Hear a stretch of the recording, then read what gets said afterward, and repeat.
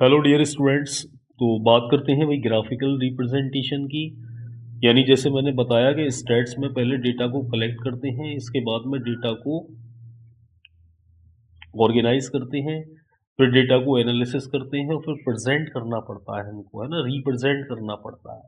Represent का मतलब है, रिप्रेजेंट करने की कई तरीके मैंने बताए थे। टेबुलेशन फॉर्म में भी रिप्रेजेंट करना पड़ता है ना, टेबल के माध्यम से, या फिर हम ग्राफ के माध्यम से भी कर सकते हैं। तो ग्राफिकल रिप्रेजेंटेशन दरअसल है क्या है? A graph is a visual form of presentation of statistical data. यानी ग्राफ एक विजुअल फॉर्म है डेटा, स्टैटिस्टिकल डेटा को प्रेजेंट करने की। A graph is more attractive than a table of figure. यानी टेबल ऑफ फिगर से ज़्यादा attractive होता है ग्राफ। अगर देखा जाए, एक तो टेबल आपके सामने रख दी जाए और एक आपके सामने ग्राफ रख दिया जाए, तो ग्राफ ज़्यादा अट्रैक्टिव लगेगा टेबल की तुलना में। Even a common man can understand the message of data from the graph. यानी एक आम आदमी भी ग्राफ पर क्या मैसेज दिया गया है इसको आसानी से समझ सकता है। Comparisons can be made between two or more phenomena very easily with the help of graph। यानी ग्राफ की मदद से दो या दो से अधिक फेनोमेना के बीच कंपैरिजन भी आराम से किया जा सकता है। ठीक है, अब कुछ इसके पॉइंट्स हैं, इंपॉर्टेंट पॉइंट्स हैं, उनको देखते हैं। In a graphic mode of presentation the points और lines of various kinds are used to represent data. Each graph paper has thick lines for each division of an inch or centimeter, and thin lines for smaller parts of the same. A graph of whatever size is divided into four quadrants, but normally the first quadrant is used to unless there are minus figures to be shown or either of the axis। तो graph किसी भी size का हो, चार भागों में बटा होता है, चार भागों को हम क्वाड्रेंट बोलते हैं। ठीक है, but normally the first quadrant is used unless there are minus figures to be shown on either of the axis। The horizontal axis is called x dash axis। भाई चार भागों में अगर बांटा जाएगा तो एक x डैश, एक y डैश, तो जो हॉरिजॉन्टल एक्सिस है उसको बोला जाएगा x dash axis, and the vertical axis is called, is known as y dash axis। These intersect at a central point called the origin indicated by zero। यानी ये दोनों जो एक्सिस हैं, हॉरिजॉन्टल और वर्टिकल, ये एक सेंट्रल पॉइंट पर intersect करती हैं, जिसको हम क्या बोलते हैं, ओरिजिन, और इसको डिनोट करते हैं जीरो से। ठीक है, the minus quantity of any variable shown on the horizontal axis will be on the left of the origin। The minus quantity of any variable shown on the vertical axis will be indicated in the lower portion of the origin। ठीक है, there are four quadrants which show how the points will figure in each quadrant with plus or minus signs as shown on below। अब देखो इस तरीके से ये हमारा Y dash हो गया, ये एक्स डैश हो गया, इसे हम बोलते हैं हॉरिजॉन्टल एक्सिस, इसे बोलते हैं वर्टिकल एक्सिस। ठीक है, इस एक्स एक्सिस पर सभी पॉजिटिव होते हैं, एक्स डैश पर सभी नेगेटिव होंगे, वाई पर सभी पॉजिटिव होंगे और वाई डैश पर सभी नेगेटिव होंगे। ठीक है, अब मान लो कोई पॉइंट है, इसको चार भागों में बांट देंगे, ये बोलेंगे क्वाड्रेंट फर्स्ट, इसके साइन होंगे प्लस प्लस, क्वाड्रेंट सेकंड होगा माइनस प्लस, क्वाड्रेंट थर्ड होगा माइनस माइनस, और क्वाड्रेंट फोर होगा हमारा प्लस और माइनस।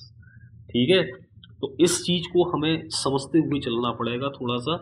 तो अब ये कह रहा है कि कोई पॉइंट है, हमें x बराबर 5 है और y बराबर 7.5 है, इसे ड्रॉ करना है हमें फिगर में। तो देखो इस तरीके से हमने 1 2 3 4 5 इधर प्लस के कर दिए, इधर माइनस के, ऊपर भी प्लस के, नीचे भी माइनस के। अब एक्स एक्सिस का पॉइंट जो 5 है, तो यहाँ से गिन लो 1 2 3 4 5। ठीक है, ये 5 हो गया। बाई पर 7.5 है, तो यहाँ से 7 ये दे रखा है, आधा इतना हो गया 7.5, बिल्कुल इसी की सीध में इसको ड्रॉ कर दिया, इसको ड्रॉ कर दिया, तो यहाँ ये पॉइंट निकल के आ गया, नहीं आ गया। ठीक है, इस तरीके से हम ग्राफ में रिप्रेजेंट कर देते हैं। अब 0.5, 7.5 has been plotted in the quadrant first 5 has been read as the horizontal axis and on the positive side, and 7.5 has been read on the vertical axis origin on the positive side। ठीक है। अब इसके भाई देखो graphical presentation है तो इसके advantages भी होते हैं और इसके डिसएडवांटेजेस भी होते हैं। हर चीज़ का कोई ना कोई फ़ायदा भी होता है और कुछ ना कुछ नुकसान भी होता है ना। कुछ विशेषताएं भी होती हैं, कुछ गुण भी होते हैं, कुछ अवगुण भी होते हैं। तो भाई इसके भी एडवांटेजेस हैं। क्या एडवांटेजेस है? Graphs are attractive, interesting and impressive. पहला पॉइंट तो यही हो गया कि ग्राफ बड़ा अट्रैक्टिव होते हैं, इंटरेस्टिंग होते हैं और इम्प्रेसिव होते हैं। जब आप ग्राफिकल रूप में किसी भी डेटा को प्रेजेंट करते हैं और किसी को दिखाते हैं तो बड़ा अट्रैक्टिव लगता है। एक बार में ही समझ में आ जाता है, कोई भी कॉमन मैन आराम से इसको समझ सकता है। No knowledge of mathematics required. अच्छा, ग्राफ को बनाने के लिए ज़्यादा मैथमेटिक्स की नॉलेज की ज़रूरत नहीं है भाई, सीधे सीधे ग्राफ को ड्रॉ करना होता है, बड़ा सिंपल होता है। ठीक है। Simplest method of presenting data. Data को प्रेजेंट करने का ये बहुत ही सिंपल मेथड है। ठीक है, बहुत ही ज़्यादा सिंपल मेथड है। कुछ नहीं करना है भाई, जो डेटा दे रखा है उसे ग्राफिकल रूप में रिप्रेजेंट करना है। एक तरफ एक्स एक्सिस, एक तरफ Y axis. Comparison is made easy. और हम जो है आसानी से कंपैरिजन कर सकते हैं, किसी भी डेटा का हम आसानी से कंपैरिजन कर सकते हैं इस ग्राफिकल रिप्रेजेंटेशन के द्वारा। भाई कोई ग्राफ बना हुआ है तो आराम से कंपैरिजन हो जाता है, नहीं हो जाता है भाई? ग्राफ बढ़ रहा है या घट रहा है, ठीक है, तो ये सारी चीज़ें किसके द्वारा पता चल जाती है? ग्राफिकल रिप्रेजेंटेशन के द्वारा। Certain statistical measures can be as certain with care.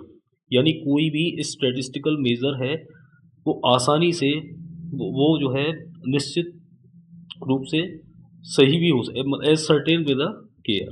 तो ये हो गए इसके एडवांटेजेस। आइए इसके disadvantages.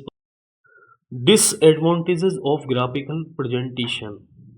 Many people are not accustomed to it and they do not attach much improve to it। ठीक है। ग्राफिकल प्रेजेंटेशन में often give misleading impressions। ठीक है। much depends upon the scale taken, accuracy is rather not possible in a graph। Accuracy निकल के नहीं आती है ग्राफ में, है ना। graphs can not be quoted in support of some statement, only one or two characteristics can be depicted in a graph। if more features are shown the graph becomes difficult to follow। ये सबसे important है इसका disadvantage. और main disadvantage यही है कि एक या दो कैरेक्टरिस्टिक्स ही आप जो ग्राफ के जरिए दिखा सकते हो। ज़्यादा फीचर दिखाने हो तो ग्राफ इसमें असमर्थ होता है। ग्राफ में ज़्यादा फीचर्स को, ज़्यादा कैरेक्टरिस्टिक्स को हम नहीं दिखा सकते हैं। Graphs of frequency distribution. अब फ्रीक्वेंसी डिस्ट्रीब्यूशन के ग्राफ चार तरीके के होते हैं वैसे, है ना, अभी पढ़ते हैं। The most commonly used for graphs for charting a frequency distribution for the general understanding of details of data and they are, पहला हिस्टोग्राम, दूसरा फ्रीक्वेंसी पॉलीगॉन, थर्ड है फ्रीक्वेंसी कर्व और फोर्थ है ओगे।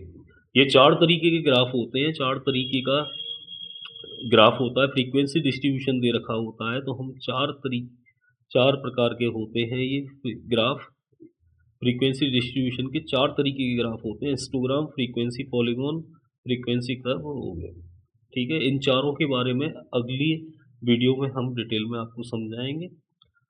Thank you very much for watching this video. Have a good day.